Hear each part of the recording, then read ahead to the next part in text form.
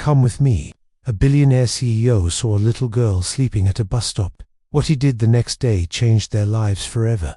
Snow fell thick and quiet over Chicago that night, painting the city in a blanket of white. The wind hissed between buildings, carrying with it the kind of cold that seeped through wool and skin straight into the bone. James Carter, 32, stepped out of a glass tower on Michigan Avenue, still carrying the weight of a long, tense business meeting. Known as the youngest CEO to dominate the financial district, he had built his empire on precision, numbers, and complete emotional detachment. Tonight, though, something in him refused the warm luxury car waiting curbside.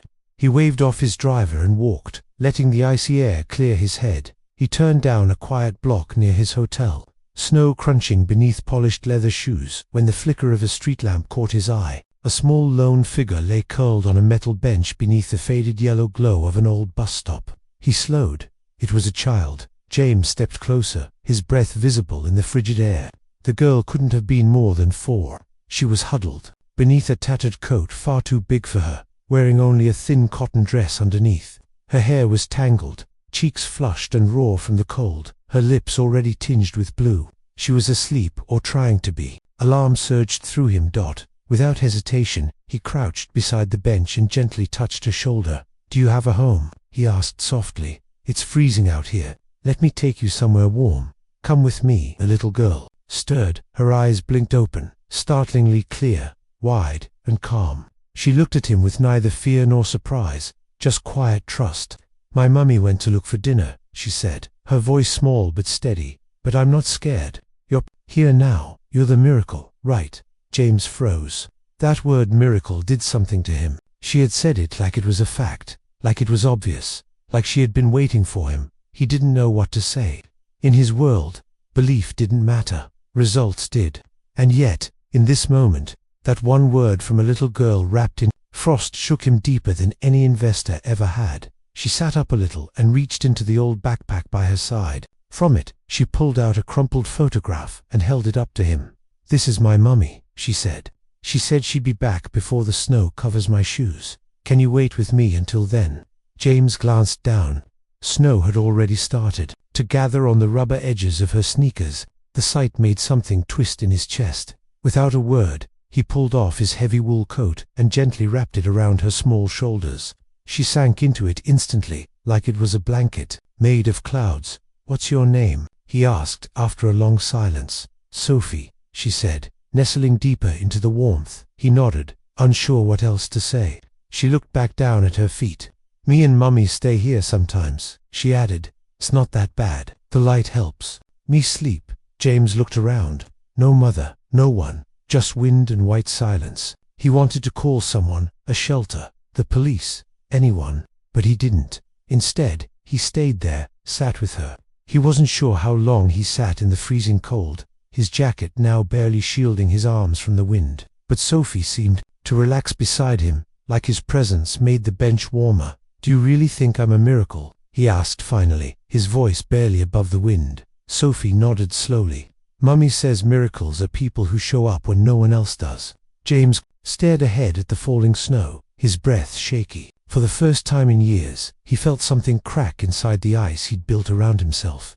And so he stayed, just a man and a little girl waiting in the snow, not knowing that within moments her mother would return, and nothing in his life would ever be the same again. Emma pulled her scarf tighter around her face. As the wind howled through the alley beside the soup kitchen, snow clung to her lashes. Her fingers were numb, and the small paper bag she carried was already damp from the weather. Inside it were 2 containers of warm rice porridge and a single bread roll. Tonight's dinner for her and Sophie. She walked quickly, every step heavy with fatigue. She had been gone longer than usual. A line at the kitchen had stretched around the block, and by the time she got inside, the volunteers were already packing up. But she had smiled, polite and patient, grateful for whatever they could give. That was the rule she lived by. Never beg, never demand, just survive. Emma was 28, once a quiet dreamer with a passion for cooking and an eye for flavor. She had worked as a line cook in a small neighborhood bistro before the pandemic forced it to close. Then came the unpaid bills, the eviction, the cold reality that even hard work could leave you homeless. Now she was just a mother, a mother doing everything she could to protect her child from a world that had no place for them. Her steps quickened as she turned onto the block where the old bus stop stood, a place she had scouted carefully.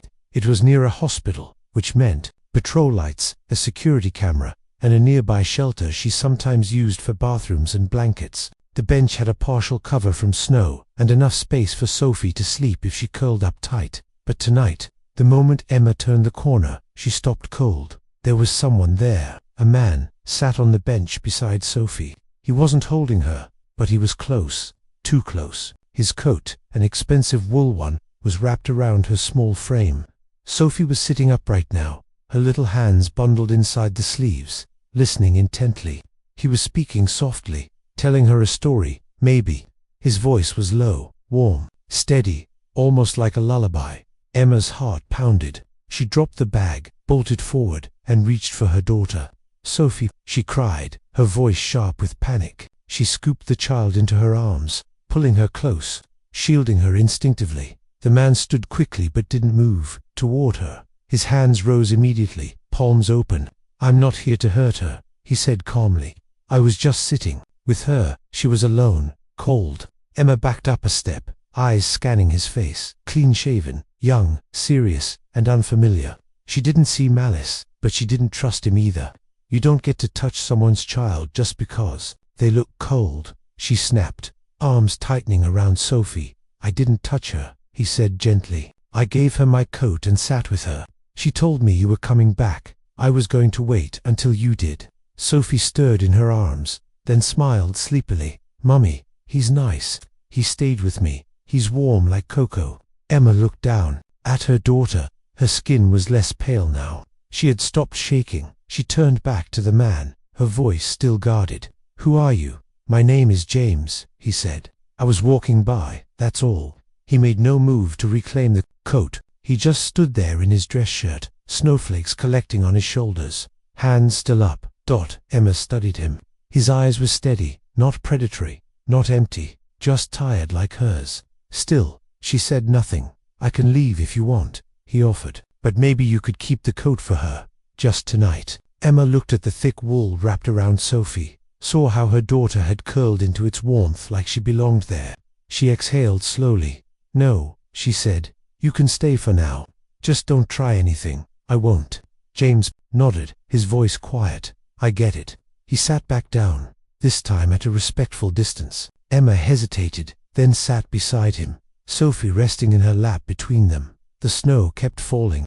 For a while, no one spoke. Then, almost reluctantly, Emma said, "We stay here sometimes. It's safer than other places." James nodded. "Not pressing," she said that. Emma looked at him sideways. He really just sat with her. He met her gaze. No child should be that alone, not in this kind of cold. She studied him a moment longer, then looked away, and for the first time in a long time, Emma didn't feel quite so alone on that bench. Emma sat with her arms wrapped tightly around Sophie, her body forming a barrier between the child and the world. Though her voice had softened, her posture remained tense. James, still sitting a short distance away on the icy bench, didn't push. He simply waited, calm, quiet, present. The snow continued to fall, blanketing the sidewalk in silence. After a while, Emma glanced at him again. "Thank you," she said cautiously, "for staying." James gave a slight nod. "No thanks needed. I just didn't want her to be alone." Emma lowered her gaze. "That's kind of you, but kind usually comes with a price. I've learned that." James tilted his head slightly. "Not always." Emma didn't answer. Her arms tightened around Sophie as if shielding her from more than just the cold. James hesitated, then spoke again. "I'm staying at a hotel nearby. It's warm, clean. You and your daughter could stay the night there. Just one night. You'd be safer than here." Emma looked at him sharply. "And then what? We wake up with a bill we can't pay, or worse, owe you something else." James didn't flinch. "You wouldn't owe me anything." She let out a bitter laugh, though it was quiet. "That's what they all say. Nothing is free." James didn't argue. Instead, he looked down at his own hands, then back at her. "You're right to be careful. I respect that." He stood, brushing snow off his sleeves. "There's a budget motel about 4 blocks from here. No one will bother you there. I'll take you there. Pay for the night anonymously. After that, you decide what's next. Emma narrowed her eyes. Why would you do that? James met her gaze. Because I can, and because I want to. That answer stunned her into silence. Eventually, she nodded, slowly. We'll go. Just for tonight. He said nothing more, just offered a small nod and waited while she stood, lifting Sophie gently in her arms, the heavy coat still wrapped around the child like a cocoon. They walked the 4 blocks in near silence. Sophie, half asleep in Emma's arms, stirred only once to whisper, I like him, Mummy. He makes the air feel warm. At the motel, James approached the front desk and quietly handled the room arrangements, asking the clerk not to mention his name. Then he handed Emma a room key. You'll be okay here, he said. She nodded. Thank you, truly. James turned to leave, but paused at the door. Then he felt it, a small tug at the sleeve of his coat. He looked down. Sophie stood there, eyes wide, her voice a whisper. Will you come back tomorrow? I still have more of the miracle story to tell. James felt his chest tighten. He crouched slightly to meet her at eye level. I'll try, he said softly. I'd like to hear it. She smiled, satisfied, then ran back to her mother's side. James stepped outside. The snow had slowed, and the city shimmered in quiet white. He stood there for a long moment, unsure of what he was feeling. For years, everything he did had been driven by strategy, by logic, by numbers.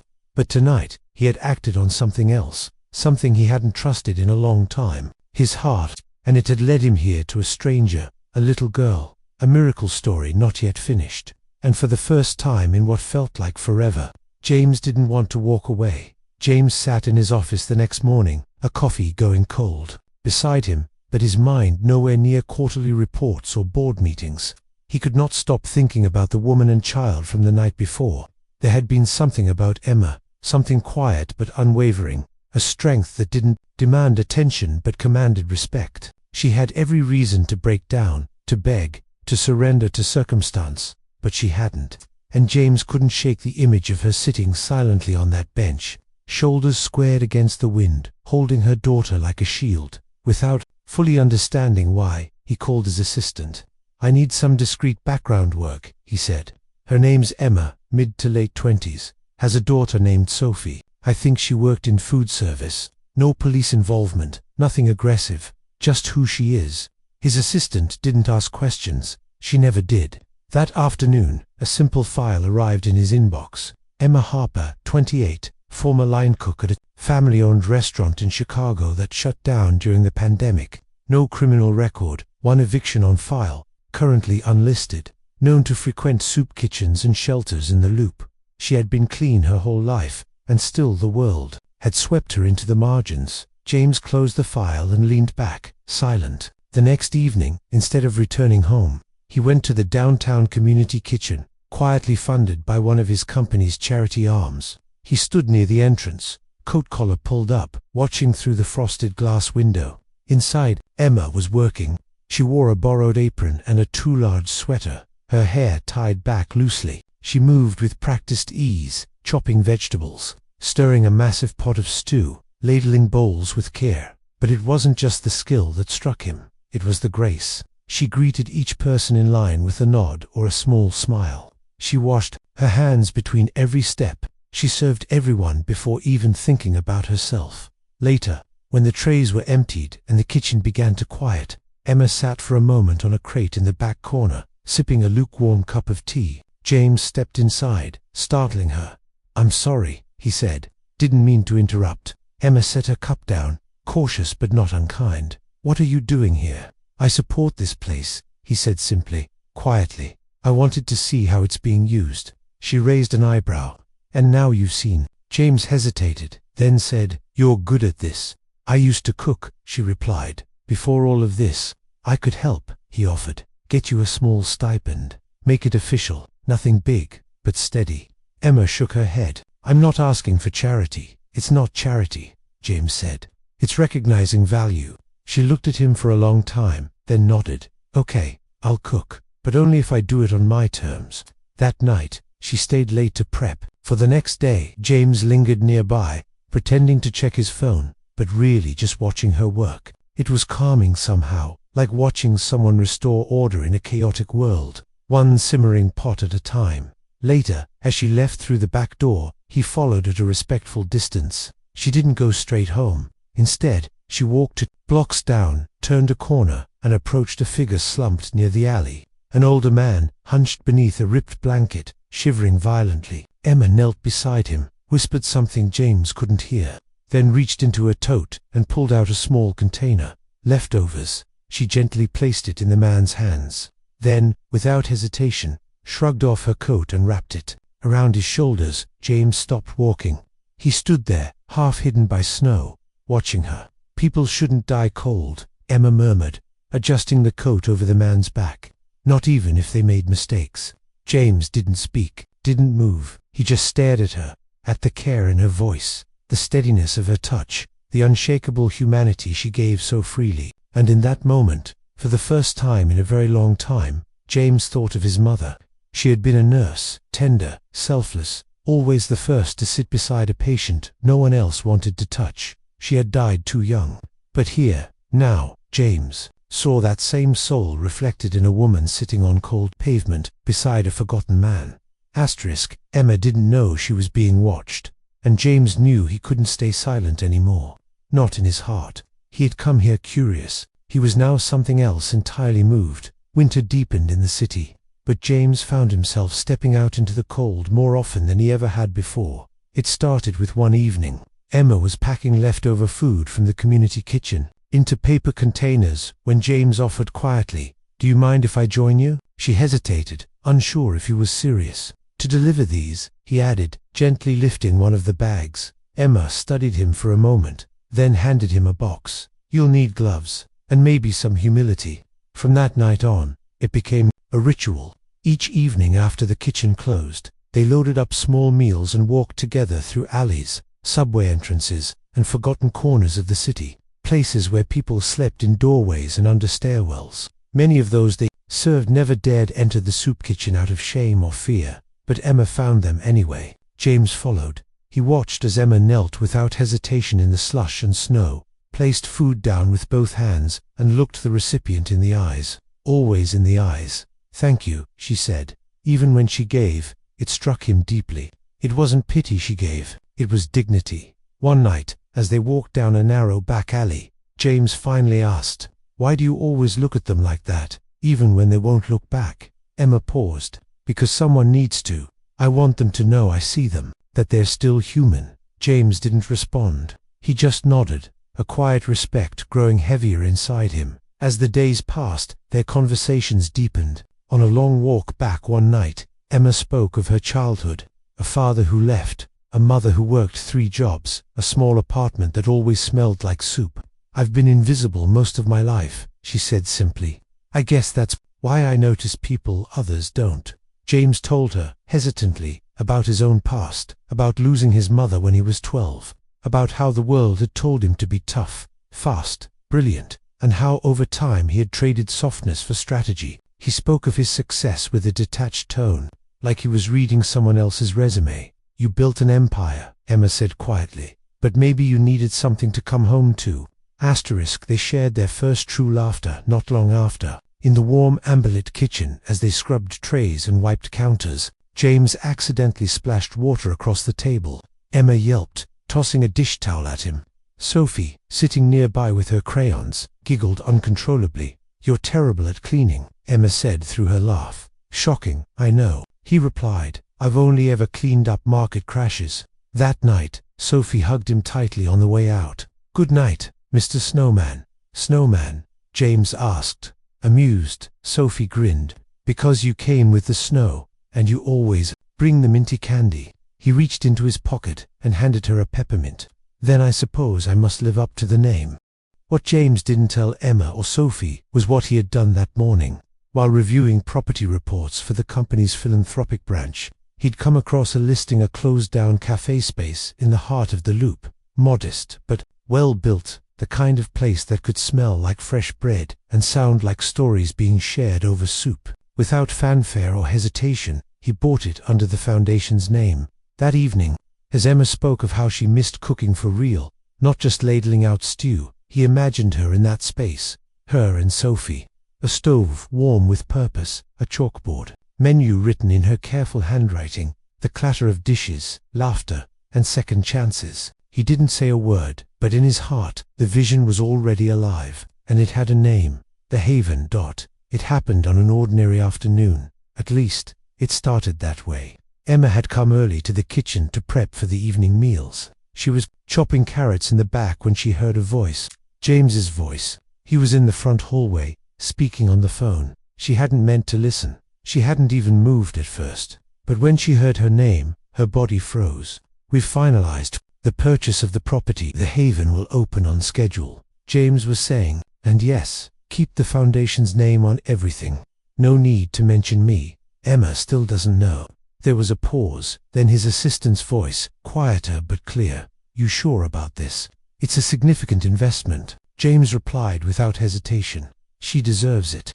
The knife in Emma's hand dropped to the cutting board. She felt dizzy. James Carter. The name struck her fully now. Of course, she had heard it before on headlines, in whispered admiration, from volunteers, on the cover of a Forbes issue she'd seen years ago in a waiting room. The sharp-featured man with cold eyes and a billion-dollar company. And he'd been here every day, quiet, smiling, warm, washing dishes, delivering food, lying. She stepped out of the kitchen just as James turned, ending the call. Their eyes met. She didn't speak. She didn't need to. His face paled. "Emma, wait. You lied to me," she said, her voice flat but trembling. "All this time, I didn't lie," he said quickly. "I just didn't tell you everything. That's not better." He took a step closer. "I wasn't trying to trick you. I wanted to be real around you, not the title, not the name." She shook her head.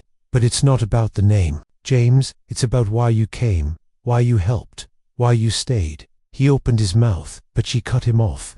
"You made me feel like I mattered, like I earned it.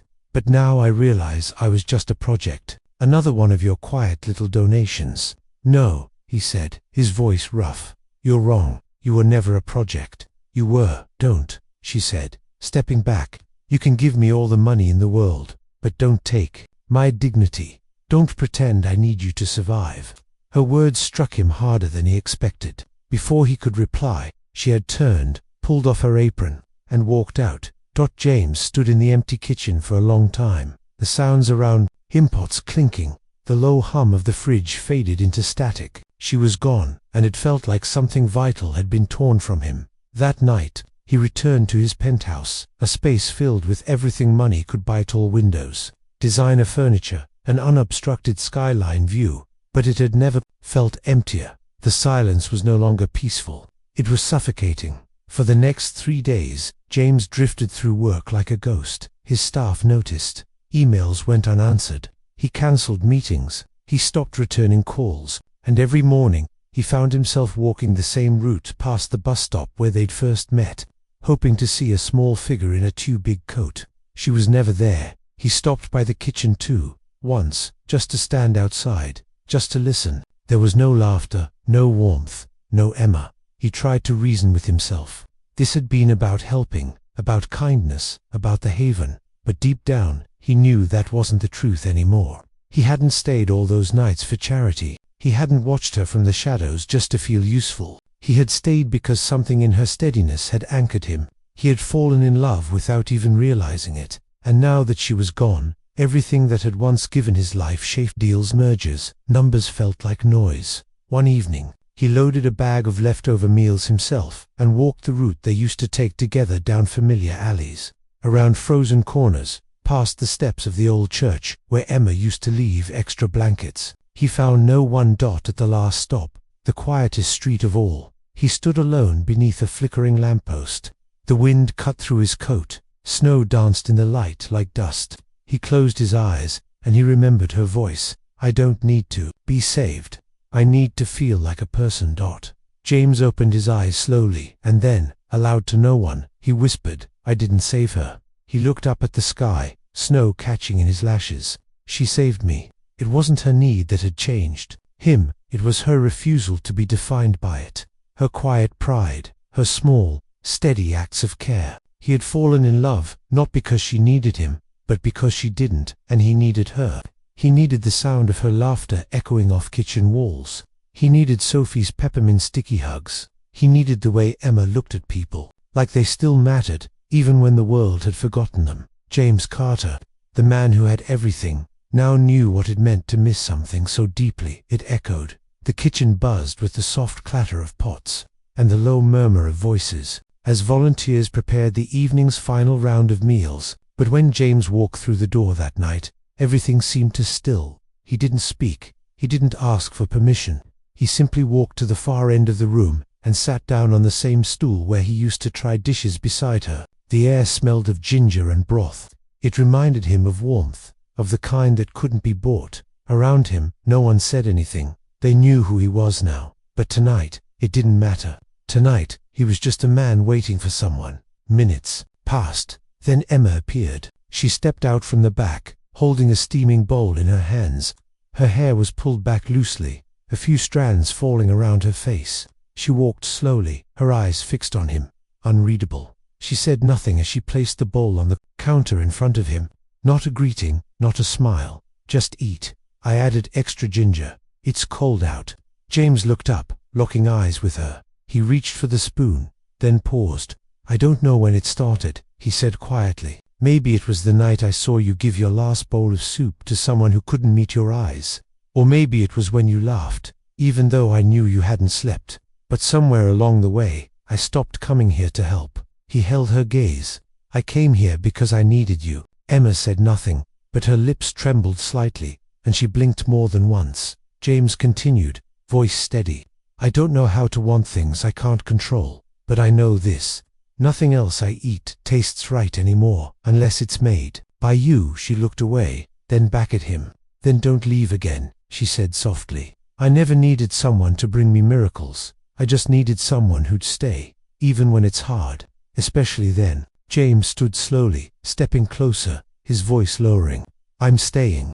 Not out of guilt, not to save anyone, but because you were the one thing I didn't know I was missing. He reached out gently, resting his hand on the edge of the counter between them. For the first time in my life, he said, I have something to come home to. Emma said nothing. Instead, she placed her hand over his. Their fingers intertwined. No more explanations were needed. Behind them, Sophie peeked from the doorway, a grin spreading across her face as she whispered, Told you, he'd come back, Mummy. The soup sat forgotten on the counter, steam rising in soft curls between them. But in that moment, neither one of them needed food to feel full.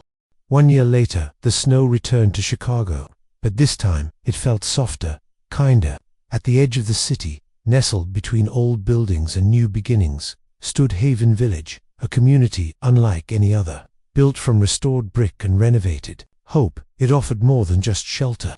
It offered a fresh start. Inside its walls, there was a bustling community kitchen, a classroom for vocational training, shared gardens, a reading nook, and a playground where children's laughter echoed like bells. And at the heart of it all stood Emma, now the head chef and program director. She moved through the kitchen with the same grace she once did in borrowed aprons, only now with staff behind her and a vision before her. Sophie, now 5, wore a bright yellow sash labeled Ambassador of Smiles. She had taken the title very seriously, greeting every visitor, volunteer, and resident with her signature giggle and a handful of peppermints. On opening day, the small community hall overflowed with people, donors, partners, former shelter residents, and families who had once called the streets home. James stepped onto the stage to speak, modestly dressed in a wool coat and open collar, eyes scanning the crowd. Just as he reached for the microphone, a blur of motion zipped past the side curtain. Wait, Sophie shouted, climbing the steps to join him, holding a toy microphone she had insisted on bringing. The crowd chuckled. Sophie turned to the audience, standing proudly at James's side. This is my dad, she said, beaming. Everyone says he's a miracle, but he's not. James blinked, amused and slightly stunned. She continued, voice clear and strong. For someone so small, he's my dad now. I wished for him a long time ago, and he came. The room filled with soft laughter, applause, and more than a few tears. From the side of the stage, Emma watched, one hand over her mouth, the other pressed gently to her chest. Her eyes glistened in the soft light. James turned to Sophie, knelt beside her, and whispered, You know what, kiddo?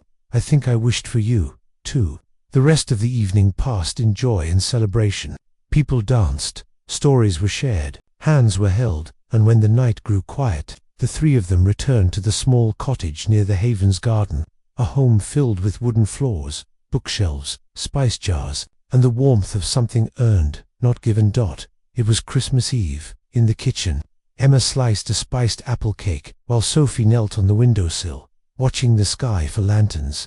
James stood nearby, mug in hand, watching them with a gaze that held more than gratitude. It held peace. Outside, paper lanterns floated upward from Haven Village, carrying wishes scribbled in childlike handwriting and crooked cursive. Sophie called out, "I think that one's mine." I wished for more hugs. James wrapped his arms around both her and Emma, pulling them close as the warmth from the oven and the scent of cinnamon swirled around them. Emma leaned her head against his shoulder and whispered, "We used to wish for a miracle." James smiled gently, eyes on the sky. "But it turns out," he said, tightening his embrace, "you were the miracle I never dared to ask for." And beneath a sky filled with lanterns, laughter, and soft snow, their little family stood wrapped in light, not just from the season, but from something deeper: love, home, and a future finally built on both. If this story touched your heart, you're not alone. Sometimes the most powerful miracles are not grand or loud.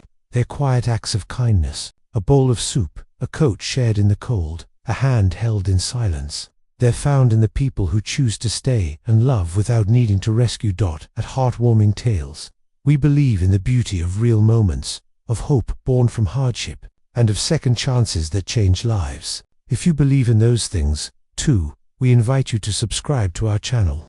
Join our community of hearts that still believe in goodness, in healing, and in stories that remind us of who we truly are. Because sometimes, all it takes is one story to stir your soul. Subscribe now and let the next story find its way to you.